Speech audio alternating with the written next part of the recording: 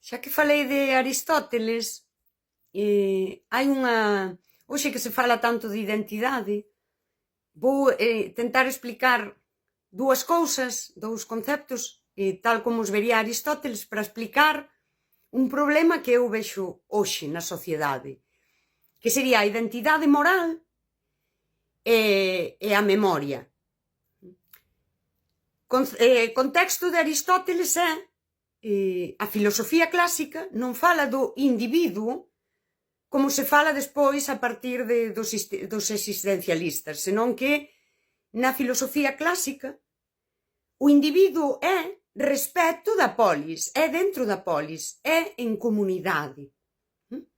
Un pouco para situarnos ben. Estaría esta identidade moral que pasaría por internalizar esa identidade, esas normas de corrección dentro da polis, en sociedade, pois, e despois estaría a simbolización, que sería o que diría el o acto, a acción.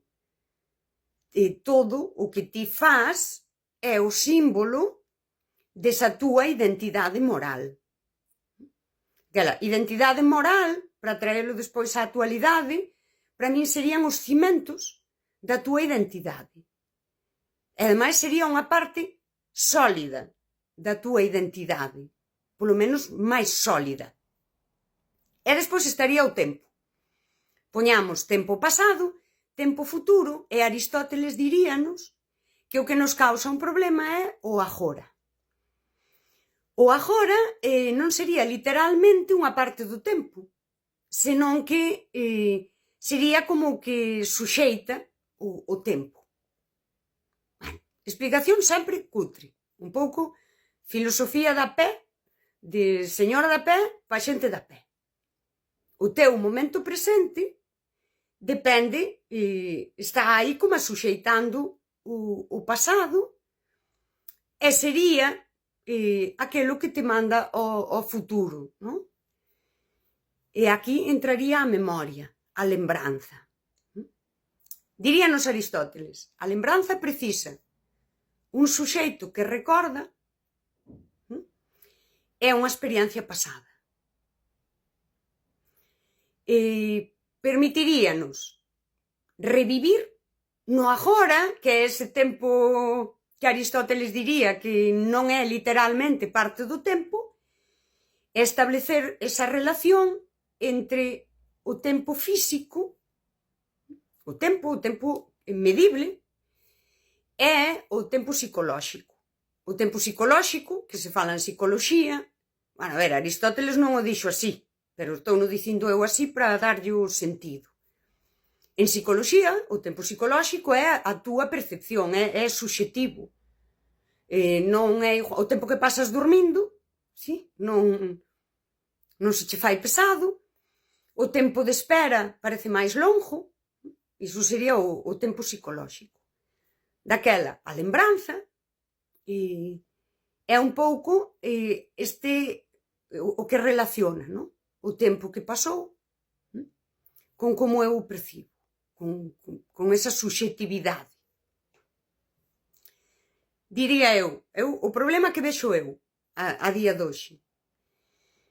Fálase moito de identidades, pero parece que a identidade ten que ver co teu estatus social, os círculos onde te moves, aqueles mundos aos que pertences, como te vistes, como levas o cabelo, que son evidentemente, sí que sería aquilo que diría simbolización, que diría Aristóteles, da túa identidade. Claro, se ti levas un Rolex, xa que falamos de tempo, sí?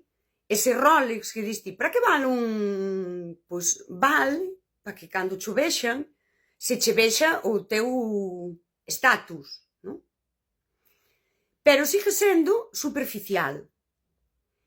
Todo iso está super ben, como me visto, como me expreso, como é seña da miña identidade, máis debía sosterse naquela identidade moral. E cando dixo moral, que parece sempre unha palabra, non estou falando de... porque non hai tantos anos atrás podíamos sostelo na religión e en cousas dese estilo. Mais fáltanos, supoño, que diría Aristóteles, internalizar, desde logo, unha moral ou algo que sostemos moi ben, non? No noso discurso intelectual hai que ser boas persoas, solidarias, ecoloxistas, comprometidas co proletariado, mil cousas, sí? E hoxe isto expresase moito desde eses activismos como unha proxección, sería a simbolización da túa identidade moral. Mais ten que haber moita reflexión debaixo, teria que estar moi internalizado isto. E para internalizalo e facelo consistente, tiña que haber todo isto que dixo eu, moito cuestionarte, moito atopar as túas propias contradicións e incoherencias, aceptalas incluso e ver como convives con elas, porque a coherencia absoluta non é posible. Daquela, que vexo eu? Vexo ese problema e aquí vou no conectar co problema que xa nos falou Fromm aló a primeiros, cerca de mediados do século XX, que é a fragmentación das identidades.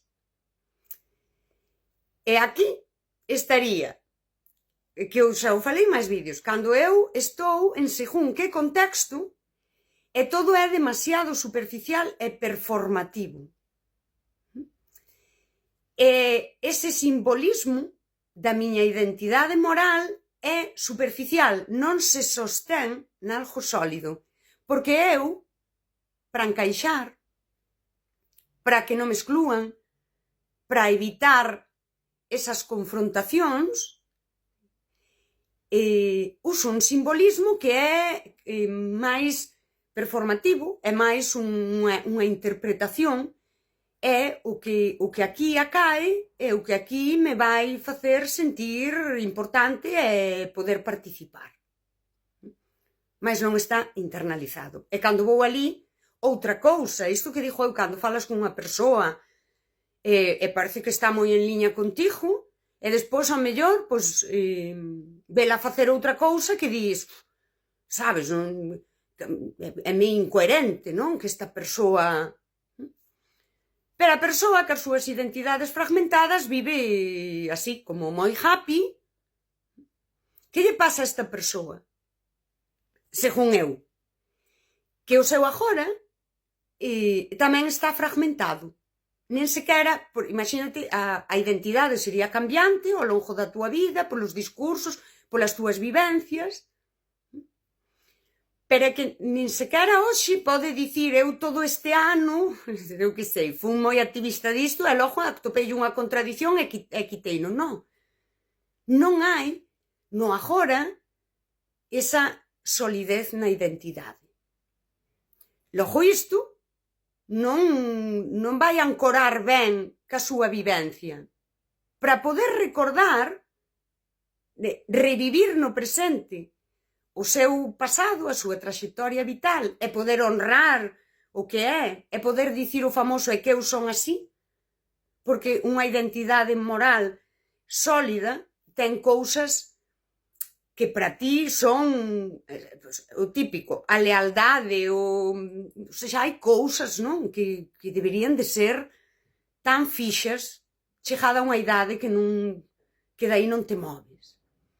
Mais a persoa non ten, nin sequera hoxe, para soster. E cando vai ao pasado, vai atopar esas identidades fragmentadas, logo a súa memoria está fragmentada. E aí ten un problema de narrativa, que hoxe na filosofía contemporánea fálase das narrativas. Ten un problema de narrativa. Que ten? Seguimos outra vez de volta a Aristóteles. Non hai un suxeito que vai recordar.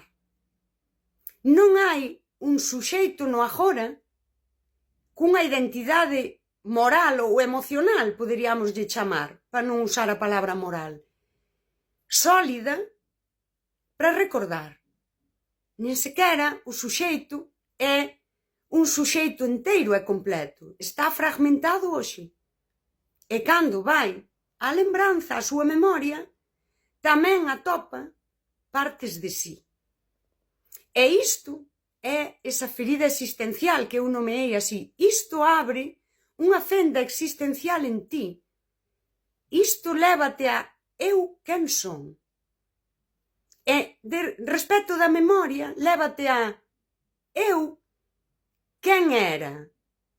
Onde está ese fío temporal, conductor, onde o suxeito que eu son hoxe tamén o era onte, era o pa esta persoa, pa esta outra, era o neste contexto, neste ambiente, neste lugar. Hai un suxeito, hai un individuo que son eu, enteira, vivindo diferentes cousas. E esa identidade superficial iría mudando, eu xa non me visto igual. Por exemplo, mudei a miña forma de me vestir, mudei a forma de levar o cabelo, mudei ideas, non? Dentro dos activismos, que hoxe creo que sería moito a simbolización da túa identidade, desde o activismo. Mudei porque lle atopei as contradiccións e funme adaptando, mas eu, en canto a parte moral, emocional, era sempre ese suxeito. Eu todo o tempo estaba sendo honesta, todo o tempo defendía a lealdade e simbolizaba sendo leal. A min, pois, sempre respectei a natureza e os animais, e isto eu tamén o simbolizaba. Cousas moi esenciais. E eu creo que falla isto por unha falta de moral común, que sí que a hai. Eu creo que vimos a ruptura co cristianismo, sí que nos deixou un pouco, poderíamos dicir que estamos nunha etapa histórica na que estamos redefinindo esa moral. E está como todo moi disperso. E isto tamén poderíamos asumilo. E daquela non hai unha internalización. Non hai unha identidade, uns cementos sólidos para logo construir toda esa outra identidade. Bueno, eu creo que se entendiu. É un concepto un pouco complexo, pero xa que fun a Aristóteles, cabería sempre, o mellor, aproveitar a filosofía clásica e coller eses conceptos, recolocarnos en que o individuo é dentro da polis, para facer esa filosofía dos afectos actuais é desfacernos do individualismo ou poder detectar incluso cando nós estamos caendo nese individualismo. E empezar a vernos máis non como unha proxección, case un holograma, por usar unha metáfora, e falar máis de simbolización. Non me estou proxectando, estou simbolizando todo aquilo que eu son en esencia.